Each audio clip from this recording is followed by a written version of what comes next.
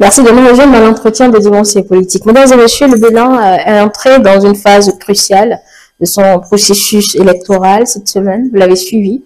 La Commission électorale nationale autonome a livré sa liste provisoire pour la présidentielle de 2026, validant deux duos de candidats. Parmi eux, celui de la mouvance présidentielle, le duo Wada Talata, est officiellement en course. C'est un succès indéniable pour les partis de la mouvance, dont le plus grand parti, l'Union progressiste, le Renouveau, qui, ensemble avec les autres, ont su, à travers la validation de leur duo, se conformer aux exigences du code électoral. Mais ce succès est aujourd'hui quelque peu éclipsé par la controverse majeure qui secoue le parti ou le pays, la probable absence du principal parti d'opposition, le parti Les Démocrates, englué dans une bataille judiciaire intense autour du parrainage. Faut-il voir dans cette configuration l'application rigoureuse et nécessaire de la loi, ou plutôt voir cette configuration, comme certains le pensent, la volonté du pouvoir d'écarter son principal adversaire par des tests taillés sur mesure? Le code électoral est encore au banc des accusés. Le duel qui se profile, Wadayi Humpé, est-il réellement l'enjeu ou le match est-il déjà joué? Pour aborder ces questions, nous accueillons un membre du bureau politique du parti Union progressiste Le Renouveau. Il est docteur en droit public. Monsieur Jacques Richard Kodjo, bonjour. Bonjour, madame. Merci d'être avec nous ce matin. C'est un honneur pour moi. Alors, comme je le disais, votre duo est validé, en tout cas, si l'on s'en tient à la liste provisoire publiée jeudi par la Commission électorale nationale autonome. Alors, quel est votre sentiment immédiat, peut-être après la publication de cette liste provisoire par la Sénat? Je voudrais commencer par vous témoigner la gratitude de mon parti, l'Union progressiste Le Renouveau, pour le travail formidable que ETélé fait. C'est vrai qu'aujourd'hui, le travail n'est pas très gratifiant, mais je pense que ETélé fait partie des médias qui tiennent la route et qui tiennent la route de la meilleure des façons. Merci. Donc, c'est un honneur pour moi de me retrouver dans vos murs aujourd'hui. Je voudrais dire que c'est un sentiment de plaisir et de fierté. Un sentiment de fierté est basé sur le fait que mon parti, l'Union progressiste Le Renouveau, avec les autres partis de la mouvance présidentielle, nous avons pu faire de l'anticipation. Alors, vous connaissez très bien l'expression en français, gouverner, c'est prévoir. Et donc, tout parti qui aspire à diriger prévoit. Nous avons pris nos dispositions, nous avons désigné notre duo, nous avons suivi les règles du code électoral, nous avons fait en sorte que nos candidats soient désignés, nous avons fait en sorte d'avoir le consensus autour de nos deux candidats, nous avons travaillé pour que nos deux candidats aient leur dossier administratif prêt, parce que ça demande une certaine célérité dans les actes, l'accomplissement des actes. Vous avez peut-être un peu plus de facilité que d'autres, puisque c'est vous qui avez le pouvoir, monsieur Kodjo. Oui, bien sûr, nous sommes au pouvoir, mais vous l'aurez très bien compris, hein, aujourd'hui, il n'y a plus de passe-droit. Tous les actes se demandent en ligne, hein, je peux en témoigner. Et dès que vous demandez les actes en ligne à temps et que vous avez fourni la documentation nécessaire, les services de l'État, e-service, d'ailleurs, c'est le moment de dire merci au président Patrice Talon qui a fait rentrer notre pays dans le e-mouvement, ce qui est formidable. Aujourd'hui, chacun peut avoir son acte en étant chez soi. Donc, nous avons fait toutes les formalités liées aux individus, aux deux candidats, et ensuite, nous avons fait également les formalités liées au parti. Vous savez très bien qu'aujourd'hui, il y a une partie qui est réservée pour le candidat et il y a une partie qui est réservée pour les partis politiques. La désignation des parrains, et le nombre de parrains à conférer et dans quelles conditions parrainer. Nous avons pu travailler à cela de concert avec les autres partis de la mouvance. Et aujourd'hui, c'est une fierté de découvrir que nos deux candidats ont eu leur dossier à jour, leurs dossiers ont été validés. C'est un sentiment de fierté. Et permettez-moi de ne pas bouder mon plaisir et de ne pas bouder ma fierté parce que c'est un travail rigoureux en amont. Il faut reconnaître que c'est un travail de prévention, c'est un travail qui dévance les choses et quand on l'a fait et qu'on a le résultat, permettez-moi de m'en réjouir. Donc, c'est pas une formalité aussi facile qu'on peut le penser ou l'estimer. Ah non, non, non, ce n'est pas facile, ce n'est pas facile. Alors, si vous voulez, je rentre un peu dans le secret de notre maison. Nous avons une équipe qui est dédiée à ces choses-là. Et c'est en cela que je n'hésite pas à dire que nous avons l'ingénierie des préparations électorales au niveau du parti l'Union progressiste Le Renouveau. Nous avons l'ingénierie. Ça existe chez nous. Nous savons quoi demander, nous savons quoi faire pour rester dans la cadence. Et c'est dû aux responsables de mon parti, en l'occurrence le président Joseph Fifame Djogbenou, qui a imprimé le rythme et qui fait en sorte que les choses se passent très bien. Vous savez que c'est un professeur d'université. Les professeurs d'université sont des méthodologues. Et donc, ça nous a permis d'avancer. Soit. Alors, combien de fiches de parrainage, si je peux poser la question, ont quitté l'UP Le Renouveau à la faveur de votre duo? Alors, comment vous avez fait le dispatching, puisque vous êtes en accord avec la FCBE qui est également oui, bien sûr. Duo. Alors, on a décidé de ne pas dire combien chacun a donné, mais tout le monde est informé de combien de parrainages le duo a eu et combien de parrainages ensemble nous avons donné également au duo de FCBE. Mais dire que le BR en a donné 2, l'UP en a donné 4, non, nous ne sommes plus dans ces calculs d'épicier. Nous sommes ensemble, nous travaillons ensemble et nous avançons ensemble et nous gagnerons ensemble. D'accord, allez. La validation de votre duo, vous vous extasiez presque de cela. On peut vous comprendre, mais on peut dire que elle est quelque peu éclipsée par les péripéties du parti principal de l'opposition. Je veux parler du parti Les Démocrates. Pour l'opinion, Monsieur Kodjo, c'est peut-être le pouvoir talon qui a, par ses lois, cherché ou qui cherche quand même à écarter le parti Les Démocrates. Comment vous répondez à cette accusation pratiquement frontale? Alors, je voudrais dire, toute proportion gardée, que à l'Union progressiste Le Renouveau, nous ne nous réjouissons pas de la débâcle de nos amis les démocrates. Pas du tout. Ce n'est pas un sentiment de joie pour nous. Nous sommes même désolés de constater que nos frères et nos amis n'ont pas pu se sortir de cette ornière-là. Mais alors, vous avez sorti une expression un peu tendancieuse, que c'est la mouvance avec ses lois. Les lois du pays sont les lois de toute la nation. Ce ne sont pas les lois de la mouvance. Alors, j'ai souvent ce problème avec plein d'amis. Lorsque vous vous mettez à échanger, les gens estiment que c'est la loi d'un camp. Or, la règle qui a précédé au vote de la loi dit que lorsqu'il y a une majorité d'une seule personne, la loi vaut pour tout le monde.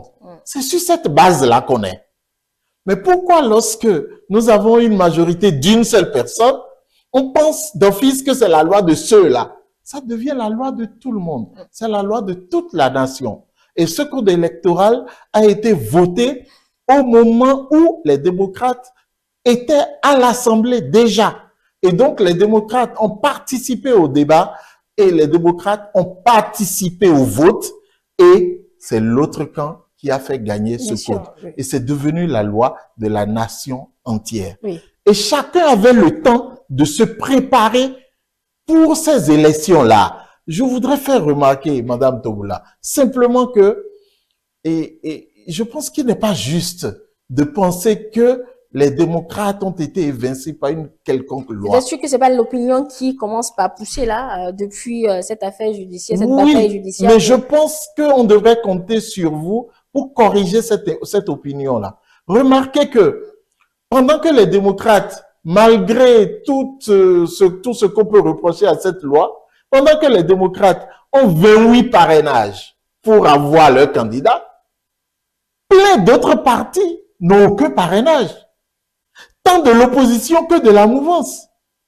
FCBE n'avait aucun parrainage. Bon, ils ont quelques maires. Si, quelques maires. Ils ont 6 maires, oui. Bon, et NFN de mon ami Avoyon n'avait aucun parrainage. Les autres partis de l'opposition n'avaient aucun parrainage. Même les partis de la mouvance présidentielle, Moël Bénin, n'avaient aucun parrainage. C'est pour quoi, monsieur? C'est pour vous dire que c'est pas eux, les démocrates, qui peuvent crier à l'exclusion. Puisque eux, ils ont les 28 parrainages et ils étaient dans la course. Oui. Ceux qui étaient d'office hors de la course, c'est ceux qui n'avaient aucun parrainage et qui auraient pu crier à l'exclusion. Mais au vu de tout ce qu'ils avaient déjà dénoncé par rapport au code électoral et au regard aujourd'hui de leurs difficultés du fait d'un seul parrain qui leur fait défaut, à l'analyse de tous ces éléments, Monsieur Kodjo, est-ce qu'on va pas, on n'aura pas effectivement l'impression peut-être que la loi est quelque peu taillée sur mesure? On est quand même en politique. Je voudrais qu'on modèle un peu les propos parce que je suis juriste. Je suis juriste. Alors, lorsque la loi a été votée, lorsqu'elle a été promulguée, lorsqu'elle est devenue exécutoire, toute personne qui continue à récriminer contre cette loi est une personne médiocre qui ne veut pas avancer. Bon, c'est vous qui allez commencer à mesurer les propos. Non, je vous dis les choses pour que chacun puisse se repérer. On a fait un processus de vote d'une loi. Vous avez émis vos réserves, ce qui est normal. Mais après, la loi a été votée. La loi a été mise en conformité par la Cour constitutionnelle. Et la loi a été promulguée. Je suis juriste. Et il y a plein de juristes, il y a plein de collègues dans leur rang. Normalement, à partir du moment où la loi est devenue exécutoire, chacun s'efforce d'affiner ses âmes, chacun s'efforce de développer ses stratégies vis-à-vis de cette loi-là et pour avancer. J'ai dit tout à l'heure, gouverner, c'est prévoir.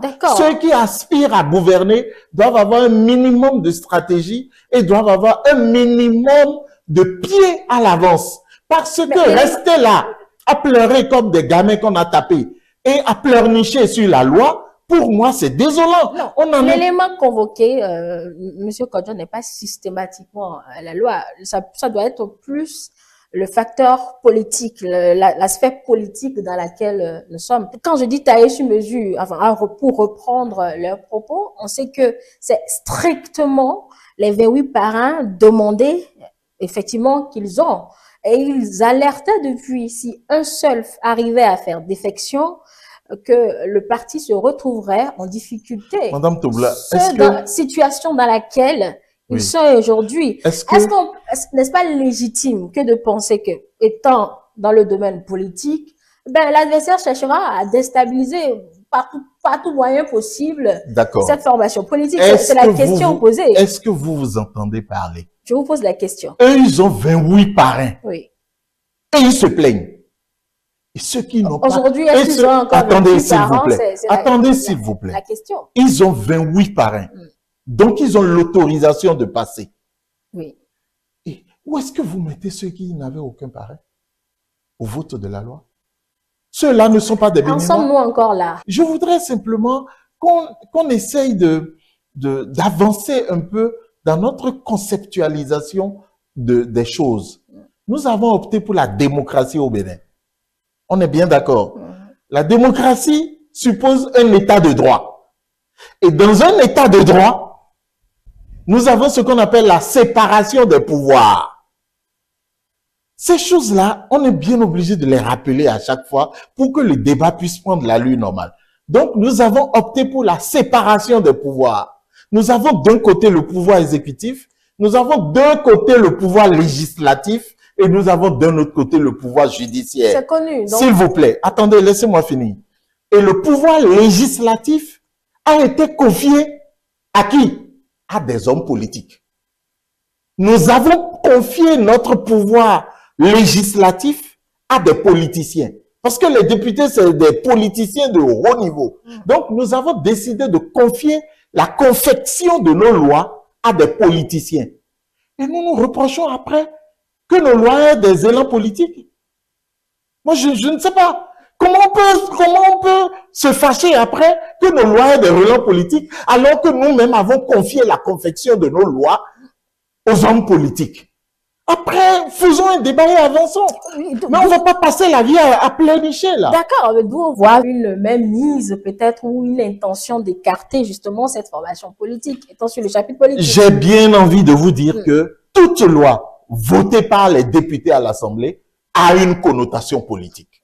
Donc, si l'Assemblée nationale est le haut lieu de la politique, quand vous y mettez les pieds, alors préparez-vous à faire de la politique et à la faire proprement. Donc, on ne reprochera pas à la loi d'avoir voulu et avoir des élans politiques ou pas. Maintenant, personne n'a été écarté. En tout cas, eux n'ont pas été écartés. Mais il y a d'autres partis politiques qui, au vote de cette loi-là, ont d'office été écartés. Mais cette loi, à qui l'on reproche tout ce qu'on veut, Madame Toboula, elle-même prévoit des mécanismes pour régler le problème. En tout cas, en ce qui concerne le parrainage, en tout cas, en ce qui concerne les 20% par circonscription électorale, doit-même prévoir le mécanisme qu'il faut pour pouvoir être à l'aise. Alors, à partir du moment où vous ne vous sentez pas à l'aise avec les 28 strictement que vous avez, qu'est-ce qu'il aurait fallu faire en tant que stratège politique? En tant que stratège politique, il fallait juste aller lire la loi et voir la méthode qu'on peut utiliser pour pouvoir régler son problème. Alors, la méthode qu'on peut utiliser, excusez-moi très bien, les démocrates avaient la possibilité de faire alliance avec des gens qui ont des parrains. Même si ce n'est pas des partis de la mouvance, il y a un parti de l'opposition qui a quelques parrains. Donc, si mes vis-à-vis ont de la stratégie, ont de la réflexion, ont de la prospection, ils auraient pu parer au plus pressé en allant voir l'autre partie de l'opposition qui a quelques parrains pour voir dans quelle mesure se mettre ensemble. Ce qui répond à l'esprit de la réforme du système partisan. La seule chose vraiment fondamentale dans la réforme du système partisan, c'est que nous mettions les forces ensemble. L'émiettement des forces, le fait de rester seul pour pouvoir avancer, n'augure de rien du tout. Vous avez vu, hier ou avant-hier, Moël Bénin a commencé à faire alliance.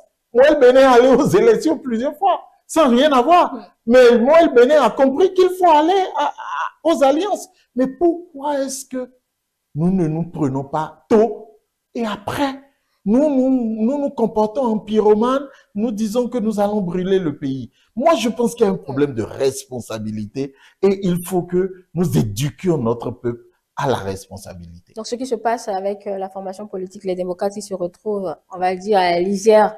Je ne veux pas forcément utiliser de l'exclusion, en tout cas à la lisière de ne pas participer à cette élection présidentielle. Vous l'imputez beaucoup plus aux partis politiques qu'au test Curéli.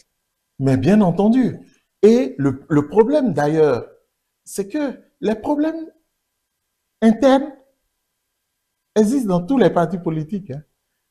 J'ai pas pour mission de venir lui raconter les problèmes internes que nous avons. Tous les partis politiques ont leurs problèmes. Et une fois encore, nous ne nous réjouissons pas de la situation des démocrates. Pas du tout. Nous sommes simplement désolés qu'ils n'aient pas pu régler leurs problèmes internes. Ce qui est en train d'arriver aux partis politiques, les démocrates, c'est que les responsables ou tout le parti, ils n'ont pas su gérer leur clivage interne. Parce que tous les partis aussi ont leur clivage interne. Nous avons aussi nos confrontations internes. Ils auraient pu régler ça et préparer le terrain et faire en sorte de garantir la chose. Aujourd'hui, on montre du doigt l'honorable Sodjinou, ok. Mais après, l'histoire, c'est eux-mêmes qui nous la racontent.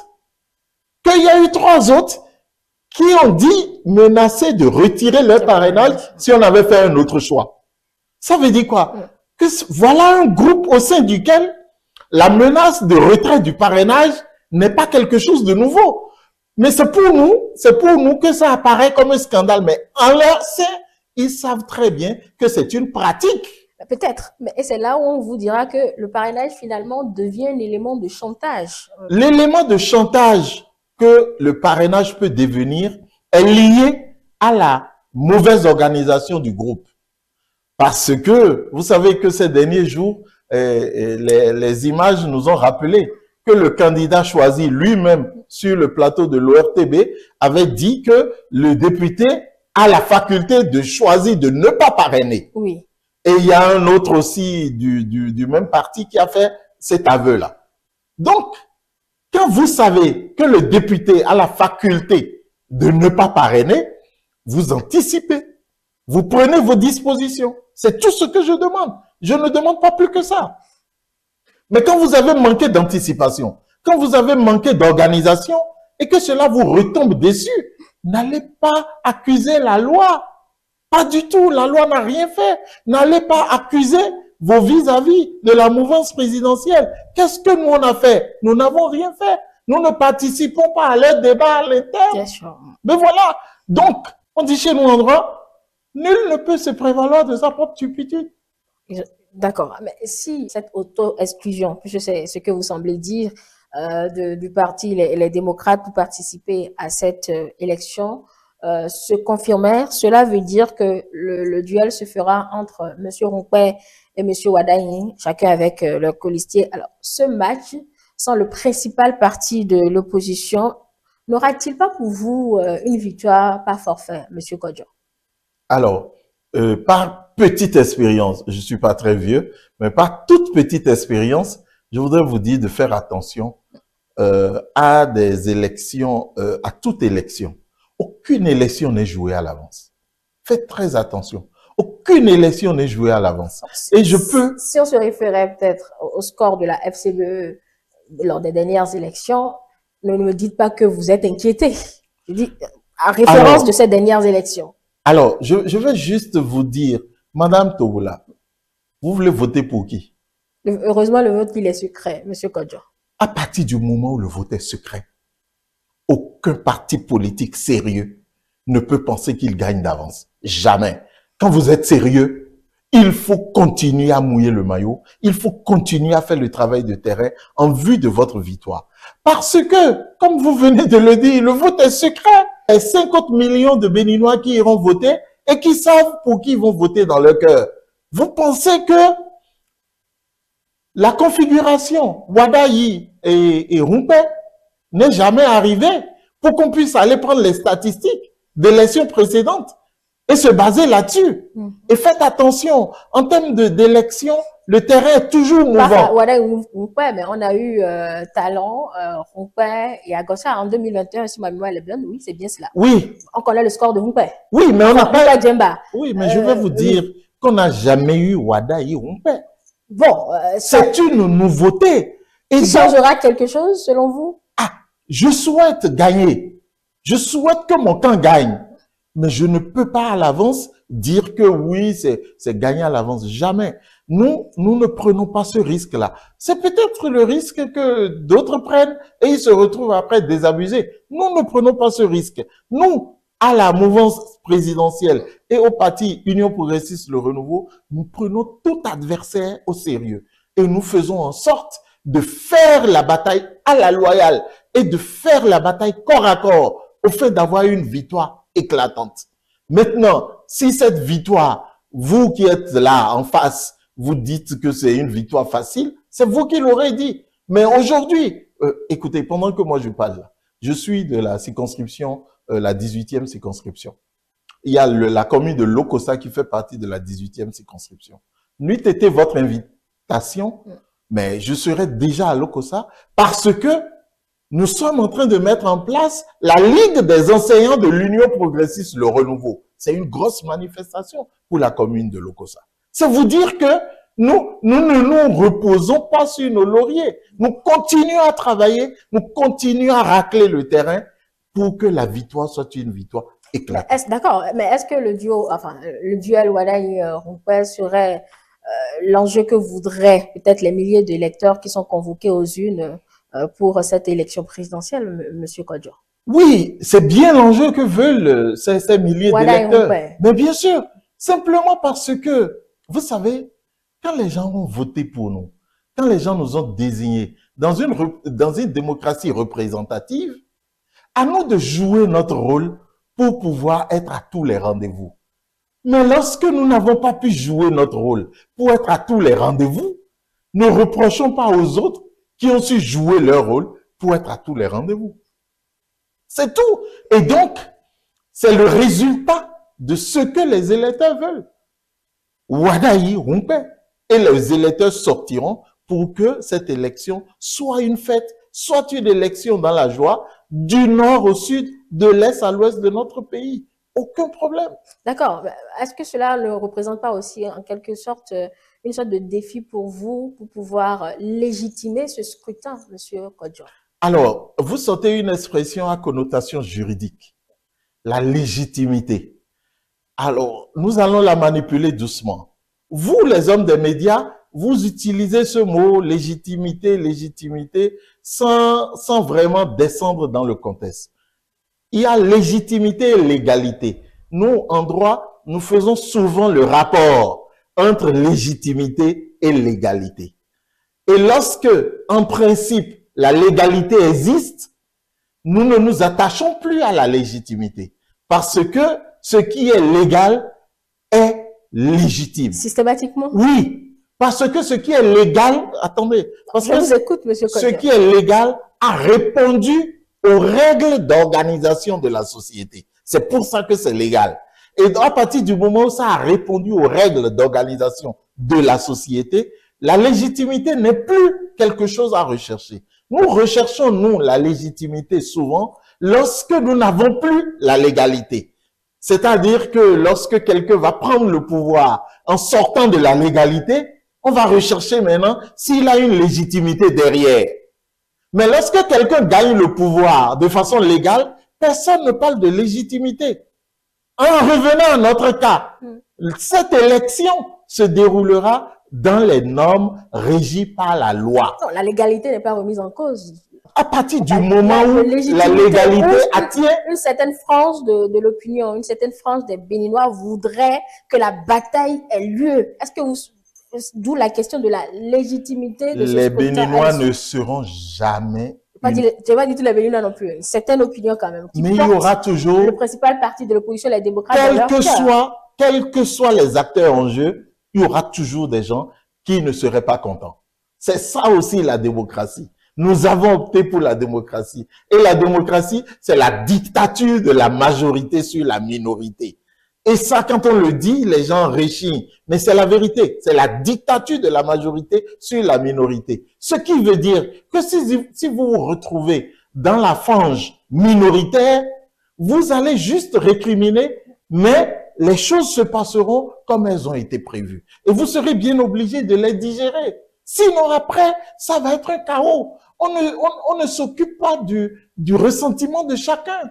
Ce n'est pas parce que vous avez rêvé d'un duel à Bodo-Rumpa que les choses vont se passer de cette façon, ou que lorsque les choses ne se passent pas de cette façon, vous allez dire que non, vous n'aurez qu'à vous taire à partir du moment où ceux qui y vont respectent les règles prévues, à partir du moment où ceux qui participent à cette élection respectent les règles prévues,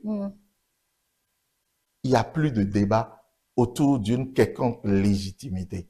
Simplement parce que les expressions légitimité et légalité ont un contenu. Et il faut aussi qu'on apprenne à nos populations à avancer dans ces débats-là. Nous n'avons pas toujours ce que nous voulons.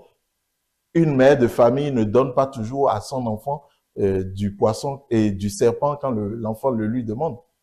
Et pourtant, les enfants demandent des choses impossibles. Bon, c'est pas le Donc, la seule chose que nous demandons aux Béninois, c'est de veiller à ce que les tests que nous nous sommes donnés soient respectés. Non, c'est bien d'être légaliste, Monsieur Kodjo. On ne peut pas vous le reprocher, d'autant plus que vous êtes juriste. Mais c'est ce qui restera au travers peut-être de la gorge de certains Béninois qui, de par cette situation, sont peut-être frustrés. Mais moi, je vais oser une autre question.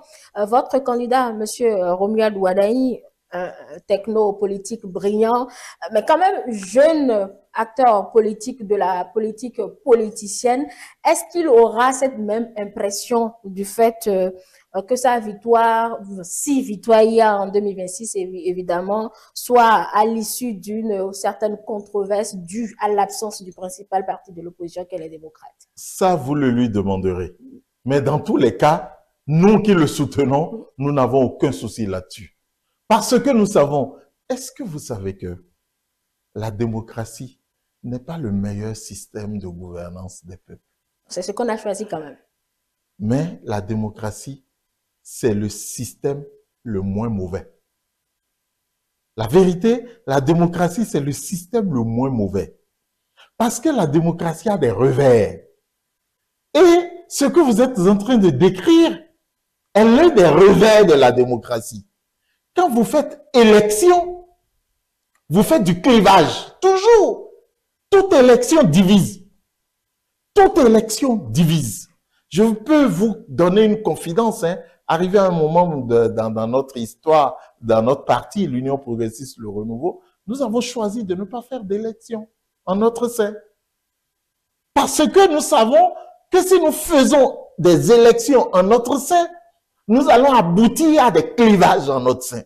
Et nous n'avons pas voulu et nous avons travaillé pour avoir un consensus. C'est vous dire que toute élection crée des clivages. Toute élection crée des mécontents. Il y a toujours un camp gagnant contre un camp perdant. Et la démocratie veut que tous les deux camps se remettent ensemble pour travailler après. Au constat, c'est que depuis, on va dire, depuis les élections de 2016, on vous dira que les élections qui ont suivi ont toujours été source de plus grandes tensions qu'on en a connues, Monsieur Kodjo. Je ne sais pas si vous avez fait un autre constat que cela. Non, j'ai fait un autre constat. Le constat que j'ai fait, c'est qu'il y a eu quelques individus qui ont voulu faire. Alors, quand vous parlez de grandes tensions, peut-être que vous avez oublié les élections de 89, de 91. Non, alors, j'ai fait une référence. Ah, vous avez pris la référence 2016. La référence 2016. Voilà. Et donc, quand vous prenez la référence 2016, je ne vous le reproche pas, hein, mais c'est une façon d'orienter le débat. Mais au Bénin, on a déjà connu ce qu'on appelle violence électorale. Et depuis 2016, ce qu'on a connu n'a rien à voir avec ce qu'on avait déjà connu dans ce pays. C'est vous dire que s'il y a quelques individus qui choisissent de s'écarter de la loi et de faire des échauffourées en période électorale, force doit rester à la loi. Et moi, je suis de ceux qui optent pour qu'on les brime, pour qu'on brime tout individu qui cherchera à faire du tapage parce qu'il n'est pas content pour une élection. Une élection ne met jamais tout le monde content. Jamais. À partir du moment où vous dites élection, c'est que vous créez un camp de vainqueurs et vous créez un camp de vaincus. La démocratie veut que les vaincus puissent prendre leur mal en patience, et c'est d'ailleurs ça la vertu de la démocratie, attendre le temps qu'il faut et prennent le dessus plus tard. Malheureusement, dans notre sociologie, on est des mauvais perdants. C'est mauvais d'être un mauvais perdant. C'est mauvais. Parce que être un mauvais perdant, c'est un, excusez-moi, être un mauvais perdant, c'est que on est comme un enfant gâté. C'est comme un enfant à qui vous refusez quelque chose et qui se met à piailler. Non, il faut pas être mauvais perdant. Parce que la vie est faite de réussite et d'échecs. Il arrive des moments où on échoue. Il arrive, mais le plus important, c'est de reculer et de tirer les leçons de son échec. Quelqu'un a dit, je ne sais plus qui c'est, que lui n'échoue jamais. Que ou bien il gagne, ou bien il tire des leçons. C'est très important ça. Parce que la vie ne se déroule pas comme un long fleuve tranquille. La vie, c'est des hauts et des bas. Et ça, c'est des choses qu'il faut mettre dans la tête des gens pour que les gens puissent avancer. Maintenant, quand on décide de mettre pied en politique, il faut s'armer. La politique n'est pas un jeu de gamins. La politique n'est pas un jeu de bisounours. Arrêtez. C'est un jeu de gens très futés. D'accord. Alors, c'est dans ce contexte où la Cour constitutionnelle s'est déclarée incompétente pour les recours et la Sénat a publié la liste provisoire que que les deux personnalités, l'ancien président de la République, aujourd'hui chef du Parti des démocrates, et le président de la République, se sont retrouvés. Qu'est-ce qui a été négocié selon vous? Alors, je voudrais juste vous rappeler que c'est le président Yahi Boni, le jeudi, qui a fait un communiqué qui s'est fendu en un communiqué pour dire qu'il allait rencontrer le président Talon. Oui. D'accord? La rencontre s'est achevée depuis jeudi 10h30. Vendredi. Depuis vendredi 10h30, nous attendons son communiqué. Parallélisme de forme. Nous ne lui avons pas demandé de nous passer un communiqué quand il y allait. Mais quand il a fini, quand il en est sorti, parallélisme de forme, qu'il nous donne encore un autre communiqué. Bon, il ne l'a pas fait. Ce qu'on a appris, c'est qu'il a rencontré les responsables de la formation politique. Ils ont discuté certainement de quoi, on ne le sait pas non plus. Mais vous et moi, nous n'allons pas supputer sur ce qu'ils ont dit. Non. Celui qui nous a dit qu'il allait, qu'il nous dise comment il est allé. Non, peut-être au vu de la situation. Qu'est-ce que vous pensez qu'il puisse avoir... Quelle que soit la situation, vous savez ce qu'on dit chez nous? Que c'est celui qui a entendu le départ, qui entend le retour, oui ou non? Ça, c'est une sagesse populaire au Bénin, ça. Celui qui a entendu le départ, c'est lui qui entend le retour. Ça veut dire quoi? Que lorsque vous avez averti que vous allez faire quelque chose, c'est à vous de rendre compte. Mais nous attendons ça depuis. Mais silence radio. Nous n'allons pas faire de la supputation. En tout cas, nous, au parti Union progressiste Le Renouveau, nous ne supputons pas. Nous analysons des faits. Et lorsque les faits vont se révéler à nous, nous allons les analyser. Pensez-vous que cette formation politique a encore une chance pour participer à la présidentielle? Ah oui, pour moi, tout est possible. Ah oui, pour moi, tout est possible. Vous savez, je suis comme le président Talon. Le président Talon dit qu'il y a des solutions à tout. Effectivement, moi, je suis d'accord qu'il y a des solutions à tout. Tout est encore possible, tout est encore jouable si les acteurs que nous avons en face mettent ce qu'il faut, mettent le savoir-faire qu'il faut pour que plus de gens encore participent à l'élection. C'est encore possible. Alors, vous allez me dire, les lois. Oui, les lois existent, mais la CEDEAO qui a pris sa recommandation sur les élections et qui a dit que les lois électorales ne peuvent pas être changées à moins de 6 mois des élections.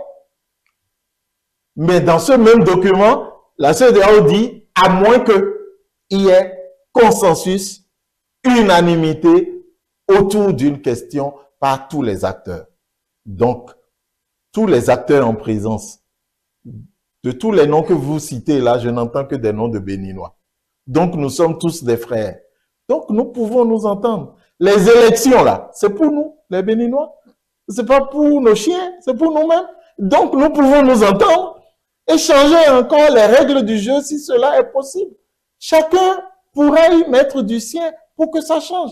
Dans tous les cas, nous, on a toujours été en attente de cela, mais nous n'avons reçu en face que des contestations, que des cris et que des pleurs. Mais ça sera encore mettre un frein en plein processus si c'était que ce consensus était obtenu. Mais attendez, j'ai dit tout à l'heure, nous faisons l'élection pour nous-mêmes. Bien sûr. Alors nous-mêmes, si nous décidons d'arrêter, nous allons arrêter. Qu'est-ce que cela change? Nous-mêmes, nous allons décider d'arrêter et nous allons décider de ce qui va convenir pour nous. Et donc, ces choses-là, je pense que je voudrais demander à nos téléspectateurs de ne pas souvent mettre leurs organes dans ces questions de politique ou non. Il faut viser. Vous-même, vous avez dit que c'est un chantier. Il faut un domaine dans lequel ça s'emballe très vite. Oui, mais en même temps, on ne peut que mettre les organes. Mais en même temps, c'est des hommes qui sont en présence. Et les hommes sont capables du meilleur. Pourquoi pensons-nous toujours que les hommes ne soient capables que du pire? Non, les hommes sont capables du meilleur. Et donc, pour moi, rien n'est encore gâté pour l'un ou pour l'autre. Il suffit que chacun y mette du sien et cela est encore possible. Ça, c'est mon opinion. Bien évidemment. Allez, si peut-être contre toute attente, parce que là, ce dont nous parlons jusque-là, c'est la présidentielle et il reste encore les élections législatives et également communales. il y a cet élément majeur, 20%. Si une formation politique y allait seule, vous avez pris les devants avec des accords. Aujourd'hui, si peut-être le Parti Les Démocrates décidait de signer quoi, des accords parlementaires, est-ce que l'Union progressiste, le renouveau est encore ouvert pour signer avec cette formation politique? J'ai dit bien si, parce qu'eux, ils sont catégoriques, ils n'y pensent pas encore. Mais si, Bon. au vu de cette situation. Tel que je connais mon parti politique, l'Union progressiste, le renouveau, et tel que je connais les responsables de mon parti, nous n'avons jamais été fermés à aucun dialogue. Parce que pour nous, nous sommes tous des Béninois. Et ce pays nous appartient à nous tous. Et nous sommes bien obligés de travailler ensemble. Moi, je ne sais pas, ceux qui font des clivages, ceux qui font des débats de régionalisme et tout, moi, c'est des choses qui nous détruisent pour rien. Mais nous, à l'Union progressiste, nous ne faisons pas ces débats-là. Vous savez, moi, par exemple, je suis de l'Okossa, mais j'ai une famille à Niki. J'ai ma deuxième famille s'appelle Kora. Ma deuxième famille s'appelle Pera. Ces choses-là, c'est des choses que nous avons comme richesse. Donc, nous ne nous fermons à rien. L'Union progressiste, le renouveau, est prêt à discuter avec tout le monde. Pourvu que les gens se mettent dans des conditions ou dans des costumes pour discuter. Mais quand les gens se ferment au dialogue, qu'est-ce que vous voulez? On ne peut pas parler à quelqu'un qui refuse d'entendre. Oui, c'est vrai. Allez, ces accords que vous signez justement, on ne connaît jusque-là pas les contenus. Qu'est-ce que vous y mettez, Monsieur Kodjo? Mais le contenu se trouve dans le code électoral. Non, le code électoral dit accord de coalition et de gouvernance, etc. Mais voilà, c'est juste ça. C'est conformément au code électoral. Le code électoral nous dit, pour pouvoir passer le cap des élections, par exemple, les 20% par circonscription électorale, lorsque vous avez fait un accord de gouvernance avant les élections, on vous calcule ça autrement. Donc, nous faisons des accords pour pouvoir aller dans ce sens. Donc, vous l'avez rendu formalité pour juste éviter les 20%, c'est cela. Ce n'est qu'une formalité légale, évidemment, pour éviter les... Il n'y a pas de, on va dire, de réflexion autre que cela. J'ai dit tout à l'heure que la réforme du système partisan veut qu'on aille vers des grands groupes. Si, en signant des accords, finalement, nous nous retrouvons mutuellement des atomes crochus, nous allons peut-être fusionner ensemble et faire un grand regroupement. Donc, l'esprit, il faut comprendre toujours l'esprit des tests. Le test veut nous pousser à nous parler. Et donc, si un parti de l'opposition vient vers nous pour nous parler, nous sommes prêts à lui parler. Et si, chemin faisant, chacun retrouve des atomes crochus avec l'autre, nous allons fusionner et faire un grand groupe qui va dresser son hégémonie sur la classe politique. Voilà ce que nous souhaitons. Voilà. Donc, c'est les objectifs qui sont visés et c'est pour ça que nous faisons des accords et c'est pour ça que nous sommes ouverts au dialogue avec tout le monde, sans exception. Et nous voulons que ce pays, parce que mon parti, l'Union progressiste, le renouveau, est un parti qui est profondément attaché à la paix. Vous vous rendez compte que dans les 546 arrondissements de notre pays, nous avons une sous-section Union progressiste, le renouveau. Dans les 5300 et quelques villages et quartiers de ville du Bénin, nous avons une cellule Union progressiste, le renouveau. Vous voulez que nous, là, nous travaillons à ce qu'il n'y ait pas la paix? Nous avons nos représentants partout. Donc, s'il y a un seul mouvement dans un village, nous, Union progressiste, le renouveau, nous sommes touchés. Donc, nous travaillons pour que la paix et la concorde continuent de rester dans notre pays.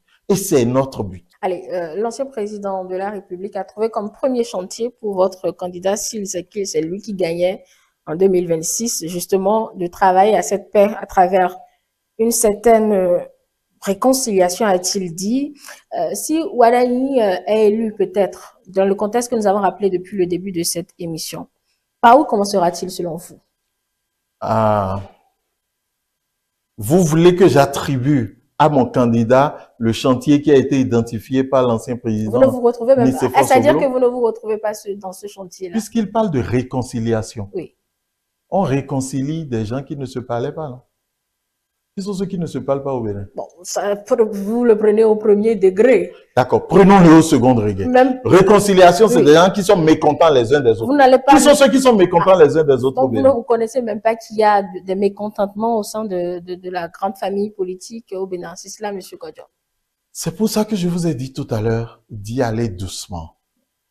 Est-ce que vous savez que tous les acteurs politiques là sont capables de se voir ce soir ensemble? Est-ce que c'est de cela qu'il s'agit? Mais il s'agit de quoi? On a la chance au Bénin. Nous avons une grande chance au Bénin. Monsieur Éric Rondeté peut déjeuner ce soir chez Monsieur Abdoulaye Biotchane. Monsieur, je ne sais pas. On ne parle pas d'inimitié non plus, Monsieur Kodjo. C'est pas de l'inimitié dont on parle. Mais alors pourquoi vous parlez de réconciliation? Puisque les gens dont vous parlez sont en train de jouer, sont en train de remplir un rôle politique. Donc, vous voulez la réconciliation dont parle le président Soglo, c'est quoi? Nous allons nous réconcilier tous et devenir un seul parti au Bénin? Sinon, les individus n'ont aucun souci au Bénin. Aucun souci. Moi, je croise les gens des démocrates dans les couloirs de mon ministère tous les jours. Vous devez être le seul à penser comme ça, mais non, Monsieur Kodjo. En fait, peut-être qu'ils vous font croire d'autres choses. Mais moi, je vous dis que je vois des gens des démocrates dans les couloirs de mon ministère tous les jours. Je les vois rire et manger avec nous tous les jours. Mais après, sur le champ politique, nous avons des idéologies différentes. La réconciliation va consister en quoi? Votre candidat hérite autant des actifs que des passifs.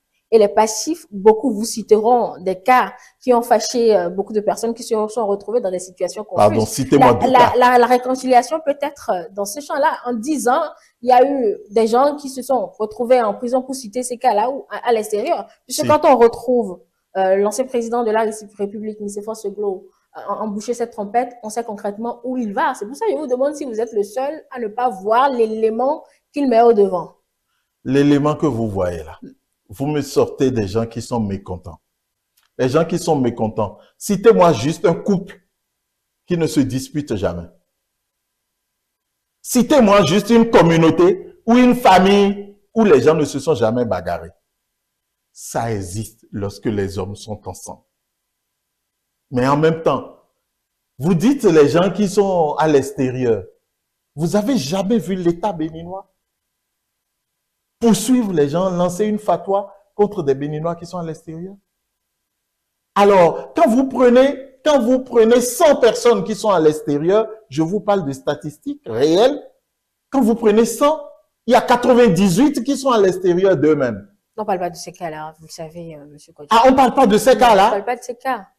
Mais alors, de quel cas parlons-nous finalement? Lorsque, par exemple, j'aimerais à partir avec vous, et au lieu de venir pour que nous en discutions, je prends le large, vous venez me parler après de réconciliation. Pourquoi? Si le problème pour lequel vous avez pris le large, nous ne l'avons pas réglé, dans quelles conditions ferons-nous alors la réconciliation? Et si vous ne savez pas, mais nous voyageons, nous allons tous en France, en Europe, nous les croisons, ceux qui disent qu'ils sont en exil, nous les voyons, nous bavardons avec eux, mais personne ne les a jamais dit. Mais demandez-leur pourquoi ils sont là-bas. Pour la plupart, c'est des gens qui ne veulent pas répondre de leurs actes, c'est tout. Et ceux qui sont en prison? Mais ceux qui sont en prison, c'est des gens qui répondent de leurs actes. Nous sommes dans un contexte où nous devons nous éduquer. Répondre de ces actes, c'est une très bonne chose. Permettez-moi, Madame Tobola, de vous confier que moi-même qui vous parle, j'ai été interpellé par la police et j'ai comparu devant le procureur spécial parce que je devais répondre de certains propos que j'ai tenus. Alors, nous sommes dans un pays aujourd'hui où chacun est libre de dire ce qu'il veut, chacun est libre de faire ce qu'il veut, mais il va falloir y répondre et que chacun aille répondre. Et quand vous refusez de répondre, ou bien quand on vous demande de répondre et que c'est un forfait que vous avez commis, il faut que vous appliquez la rigueur de la loi. Ça, c'est sans état d'âme. Hein. Et ça, je ne vous parle pas de Wadaï. Si par accident, c'est moi qui revenais au pouvoir, je respecterai cette règle-là. Il faut qu'on se mette au pas. Et j'étais dans la presse à une époque où j'ai vu des gens ici, qui sont encore vivants, Peut-être que le directeur de cette chaîne va s'en rappeler. J'ai vu des gens ici qui ont fait des titres et le lendemain on fait le contraire de ces titres-là parce que ils ont titré et ils ont créé des problèmes dans des familles. Ils ont détruit des familles. Vous voulez qu'on continue avec ça? Mais moi, je suis choqué. Lorsque les gens se permettent de raconter ce qu'ils veulent, et après on leur dit de venir répondre, et ils crient à l'acharnement. N'allez-vous pas un peu trop vite en besoin, monsieur Kodjo? Parce que votre candidat même lui a dit, il veut bien être le candidat de tous les Béninois. Il est. Il est le candidat de la mouvance aujourd'hui. Oui, bien il sûr. participe à une compétition. Oui. Si c'est qu'il est élu, c'est qu'il sera le président de tous les Béninois. Oui, ça, c'est une certitude. Mais aujourd'hui, il dit qu'il est le candidat de tous les Béninois. Bien sûr. Alors, en le disant, et que les Béninois lui accordaient leur confiance, étant venu dans un domaine où il veut faire sa première expérience en tant que président de la République, s'il choisissait de faire de la réconciliation, ce serait effectivement son premier chantier. Oui, mais votre je vous demande, si vous n'allez pas un peu trop vite en besoin. Votre réconciliation est sans objet. Votre réconciliation est sans objet. On va vous le rappeler également. Oui, bien sûr, je vais vous dire simplement parce que peut-être que nous avons un problème de terminologie. La réconciliation dont vous rêvez est sans objet. Donc, il n'y aura pas réconciliation. Il y aura peut-être... C'est le président qui lui a donné ce chantier. Non, attendez. Oui. Il y aura peut-être une envie de ramollir les règles. Il y aura peut-être une envie de mettre de l'eau dans le vin. Il y aura peut-être une envie de gracier, puisque le président de la République en a le pouvoir. Il aura peut-être une envie de gracier. Il aura peut-être une envie de suspendre l'exécution des peines. Ce n'est pas de la réconciliation. La réconciliation, c'est que nous avons en face deux partis, deux adversaires qui ne se parlent pas et on vient les mettre ensemble pour qu'ils se parlent. La configuration au Bénin n'est jamais cela. Et ça, il faut que les médias travaillent à cela parce que cette configuration existe dans d'autres États. Cette configuration existe dans d'autres pays. Mais au Bénin, nous n'avons pas cette configuration-là. Nous avons la chance. Au Bénin, lorsque nous avons fini de faire les luttes politiques, nous avons la chance de nous retrouver toujours et de parler ensemble. La preuve, vous avez dit que le président Yahi et le président Talon se sont rencontrés vendredi. Alors que vous sembliez déjà trouver une tension et tout. Et le président Talon nous a déjà dit que lui et le président Yahi se parlent souvent. Alors, de quoi parle-t-on? En fait, lorsque nous arrivons en politique, nous avons des idées à défendre. Et dans la confrontation des idées, il y a des erreurs, il y a des non-compréhensions.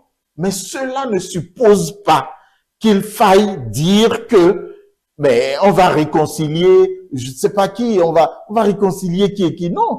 Maintenant, ceux qui sont en prison, ceux qui ont fui, qui ne veulent pas répondre de leurs actes et qui sont à l'extérieur du pays, le nouveau président peut choisir une autre façon de régler la situation. Qu'à cela ne tienne, ce sera son choix et il en aura l'autonomie. Mais qu'on ne me parle pas de réconciliation. Nous n'avons pas besoin de réconciliation au Bénin. Il y a des pays où ils ont besoin de réconciliation. Donc quand vous sortez cette expression chez nous, les gens de ces pays-là pensent que c'est leur situation que nous vivons. On ne vit pas cette situation. Au Bénin, un démocrate peut se balader dans tous les quartiers. Mais dans les pays où on parle de réconciliation, il y a des zones interdites pour vous. Il y a des zones où vous ne pouvez pas mettre les pieds. D'accord. Mais est-ce que quelqu'un au Bénin est empêché d'aller quelque part? Donc, ne nous sortez pas l'expression réconciliation. Maintenant, le nouveau président peut choisir un autre mode de gouvernance. Vous savez, chez nous, en droit, on parle de mode alternatif d'exécution des peines.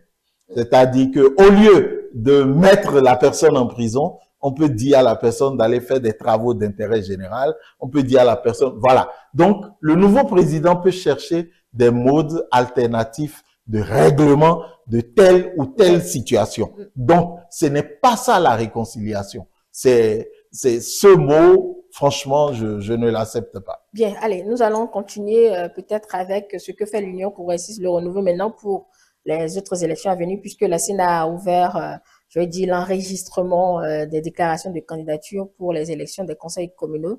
Mais bien avant, Monsieur Kodjo, dites-nous, alors, pourquoi la mouvance peut-être, malgré toutes ces accusations, toutes ces accusations dans l'opinion de clarté, voilà, le parti Les Démocrates, pourquoi la mouvance mérite-t-elle peut-être la confiance des Béninois pour les scrutins à venir? Parce que la mouvance a travaillé d'arrache-pied pour donner un nouvel élan à ce pays. Pour donner un nouvel élan à ce pays. Alors, vous, peut-être que de votre position, vous n'avez aucune idée des pesanteurs que l'on rencontre au Bénin et dans le système du Bénin. Et avant de venir sur votre plateau, j'ai croisé un ami, un aîné, qui est directeur général d'une agence, qui m'a dit qu'il ne savait pas que c'était aussi compliqué. Qu'est-ce qui était compliqué? La tâche qu'on lui a confiée. Qu'avant de prendre, il ne savait pas que c'était aussi compliqué. Et je peux vous garantir que ce qui est compliqué au Bénin, c'est pas les tests. Ce qui est compliqué au Bénin, c'est de réussir à mettre le Béninois au travail. Mais nous sommes ontologiquement paresseux. Évidemment, les hommes politiques nous ont habitués à la paresse.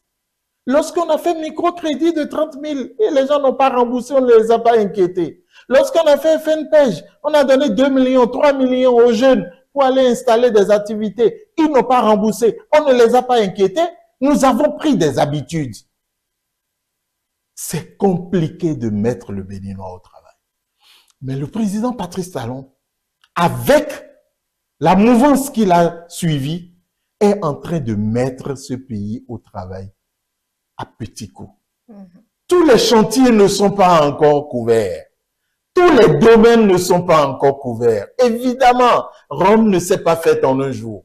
Mais les domaines qui ont été identifiés, ce sont des domaines dans lesquels nous avons fait des bons qualitatifs. Excusez-moi, madame Togola. Je vais dire un truc que tous mes collègues m'en excusent. Vous savez, je travaille dans un ministère où nous avons déménagé à la cité ministérielle. Mais la cité ministérielle, c'est normalement un rêve. C'est la beauté, c'est la joie. Mais mes collègues, et peut-être moi-même, nous récriminons contre. Déjà?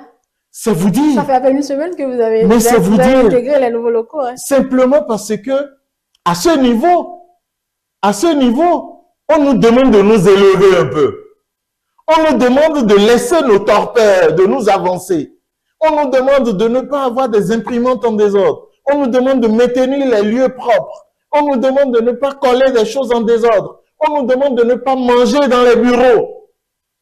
Mais quand vous dites ces choses-là au Béninois, le Béninois est là, il récrimine et tout, alors que c'est une très bonne chose. C'est pour nous aider à nous élever. C'est vous dire que ne serait-ce que pour ce travail que nous faisons, les Béninois ont raison de nous faire confiance. Ils nous ont déjà fait confiance. C'est parce qu'ils nous ont fait confiance que nous sommes partis majoritaires à l'Assemblée nationale.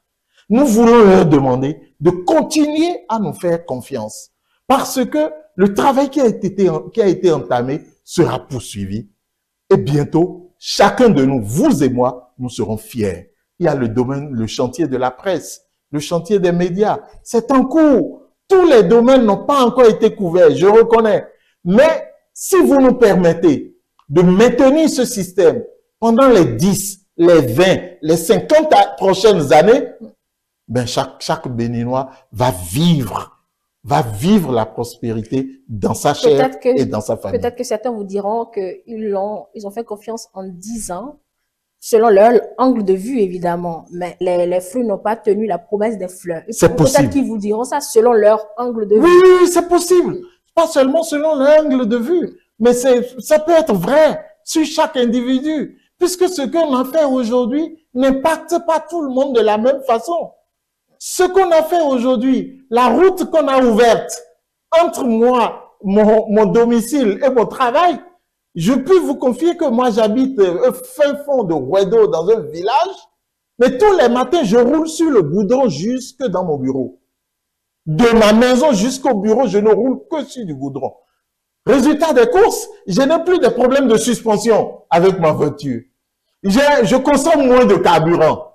Ça, moi, je l'ai vécu. Mais je ne peux pas dire pareil pour tous les Béninois. Donc, celui qui pense que les fruits n'ont pas encore tenu la promesse des fleurs, nous allons lui dire simplement d'avoir un peu de patience. 10 autres années. De nous renouveler sa confiance. Et je suis sûr qu'au bout des 10 prochaines années, il ne le dira plus. Bien, allez. Le progressiste, le renouveau, s'apprête certainement à aller déposer son dossier pour ce qui est des élections communales à venir, puisque l'enregistrement des déclarations de candidature a démarré. Quelle est la politique interne pour ces élections? La politique interne, c'est la candidature à la candidature. C'est ça que nous faisons. C'est-à-dire que vous déposez votre dossier pour la candidature. Mais c'est le parti politique qui, selon son programme et son programme de gouvernance et les accords qui ont été signés, qui identifie la personne à même de mener à bout cette politique-là. Et donc, chacun de nous dépose son dossier et il y a les instances du parti qui choisissent et qui arbitrent. Moi-même, j'ai déjà mis mon dossier dans le lot. Je ne suis pas sûr d'être désigné ou pas. J'ai des amis qui me disent « Ah, toi, tu seras candidat et tout. » Je dis « Non, je ne sais pas. Ce n'est pas comme ça que ça marche chez nous. » Chez nous, on demande à tous ceux qui ont le profil de donner leur dossier et le parti, selon l'objectif qu'il veut atteindre, identifie qui sera positionné à tel ou tel autre endroit. Voilà comment ça fonctionne chez nous. C'est la démocratie interne que nous avons et que nous avons initiée et qui a marché et qui nous a donné 53 députés à l'Assemblée nationale et qui certainement nous donnera 100 députés à la prochaine législature. On a eu dire que ce serait peut-être, je dis oui dire, que ce serait peut-être les mêmes noms qui ont été positionnés pour les dernières élections qui seront également remis. Quand dit l'Union progressiste, le renouveau? Oui, moi je ne parle pas sur les on-dit, mais ce que je sais... Ça, vous répondez au on-dit. Non, je ne réponds... du parti politique. Oui, donc, mais ce que je sais, oui. Notre démarche, notre méthode consiste à mettre tout sur la table, à dire quel objectif nous voulons atteindre pour la prochaine législature, quel objectif nous voulons atteindre dans les communes que nous allons gérer, qui peut le faire, est-ce que c'est un profil de juriste, est-ce que c'est un profil de gestionnaire, est-ce que c'est un profil de mathématicien? Nous déterminons cela et les instances qui doivent s'en occuper vont faire les choix. Maintenant, dire mathématiquement que les mêmes qui ont été pris la dernière fois seront repris, ça me paraît un peu utopique. Parce que les réalités de 2023 ne sont pas les réalités de 2025. D'accord. Et il y a des gens, parmi ceux qui ont été choisis la dernière fois, qui ne souhaitent même pas être choisis eux-mêmes. Ah bon? Oui, il y en a. Il y en existe? Oui, parce que... Ils ne voudraient pas remplir? Oui, des gens ont d'autres projets. Ah d'accord. Mais vous pensez qu'il n'y a que ça à faire dans la vie? Les gens ont d'autres choses à faire. D'accord. Oui, parce que les gens, on nous a habitués dans ce pays à penser que la politique, c'était une carrière. Non, les gens ont d'autres choses à faire valoir. Et ils ne souhaitent plus, par exemple, ils se sont fait valoir dans d'autres et d'autres domaines. Voilà. Et qu'en est-il des législatives? Là aussi, on a eu dire que c'est le chef de la majorité lui-même qui voudrait, oui dire toujours, constituer les listes. Qu'en est-il? Je vous ai dit tout à l'heure notre démarche méthodologique. Oui, notre démarche, à l'interne du parti. Oui, nous définissons la ligne. Oui. Et après... Vous avez un leader charismatique également.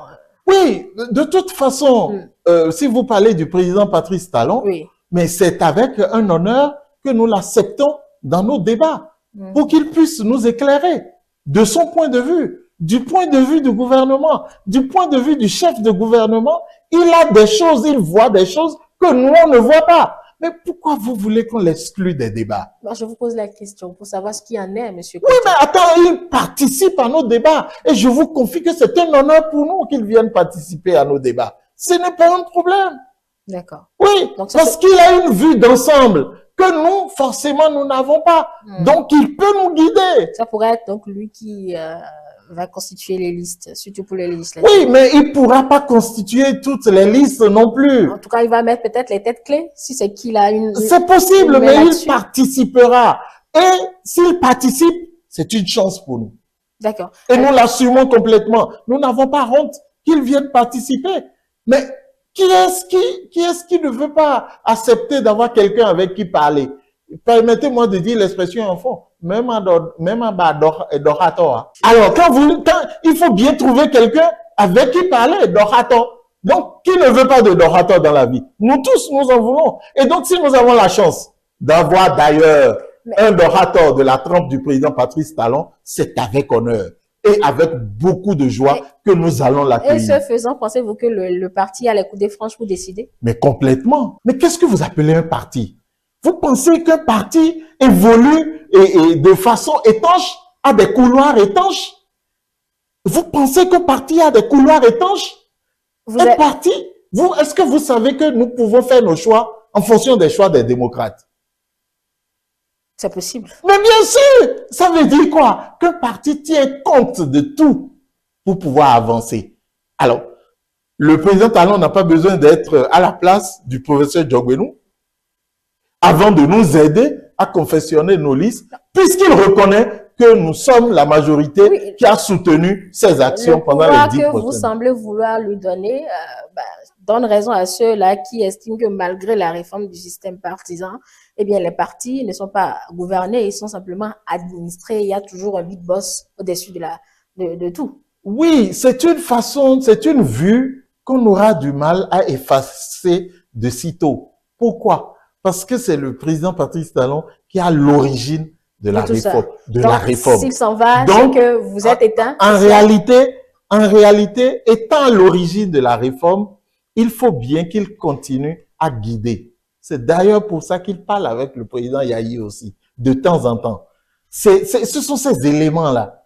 Vous voyez le pays ou l'État comme des zones de cloisonnement étanches où il y a des choses qui sont fermées à certains. C'est pas vrai. En réalité, qu'il est le seul à comprendre en fait le fonctionnement de la réforme. C'est ce que nous sommes censés comprendre. Non, pas du tout. Je vais être sûr. Pas du tout.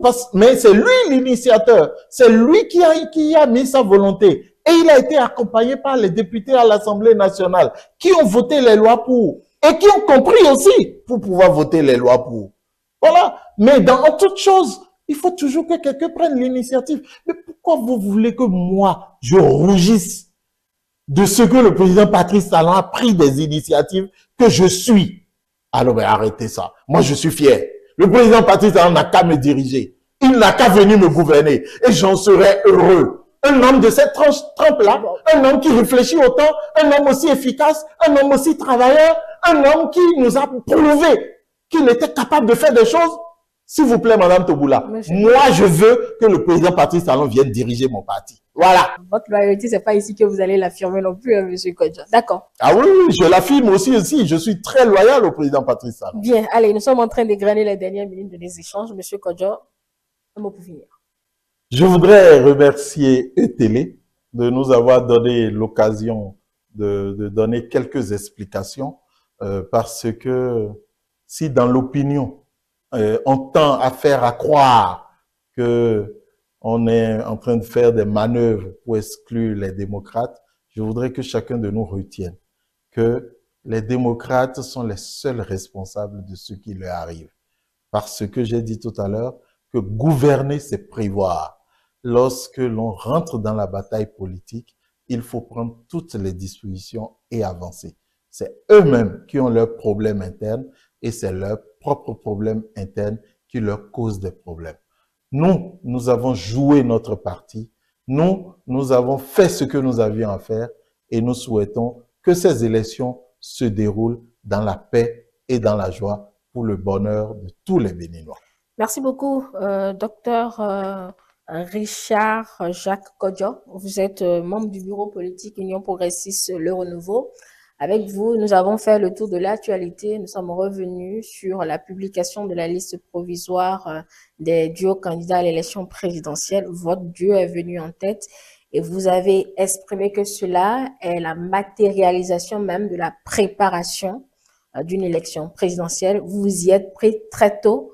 C'est pour cela donc que votre duo a passé le filtre. Et vous voudrez bien que votre récépissé définitif, vous puissiez l'avoir pour que peut-être les bonnes choses puissent démarrer. Revenant à la situation chez vos adversaires politiques, Tout cela n'est dû à leur prof chef. Vous avez convoqué le leadership à la tête de cette formation politique et voudrais bien que les citoyens qui vous suivent ce matin comprennent que ce n'est pas une démarche pour éliminer un adversaire, que les tests sont les mêmes pour tout le monde. Merci beaucoup pour votre pédagogie ce matin. Mesdames et messieurs, c'est tout pour l'entretien de ce dimanche que nous vous remercions d'avoir suivi. L'entretien est disponible sur nos plateformes numériques, notre site internet www.etelebénin.com, notre chaîne YouTube ETélé Bénin. Vous pouvez également le suivre en nouvelle diffusion ce lundi à partir de 21h30. ETélé avec vous, pour vous. Merci beaucoup.